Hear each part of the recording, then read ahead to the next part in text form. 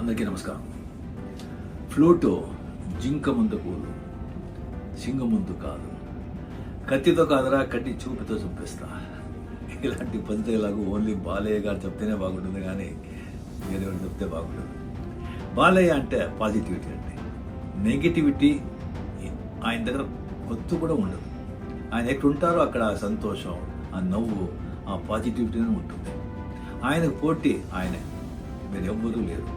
బాలయ్య గారి పిక్చర్ బాగా ఆడుతుందంటే ఆయన అభిమానులు మాత్రం కాదు, అందరు ఆర్టిస్ట్ అభిమానులు సంతోషపడతారు. అది ఆయన స్ట్రెంత్. ఇప్పుడు ఆయన వచ్చి సినిమా ఇండస్ట్రీలో 50 years కంప్లీట్ చేస్తుంటారు. దానికి నా అభినందనలు. ఆయన వచ్చి ఇంకా సినిమా ఇండస్ట్రీలో ఇలాగే యాక్ట్ చేస్తూ పాజిటివిటీ స్ప్రెడ్ చేస్తూ సంతోషంగా 75 years కంప్లీట్ చేయాలని ఆ దేవుడితో ప్రార్థిస్తాను. I love you Balayya.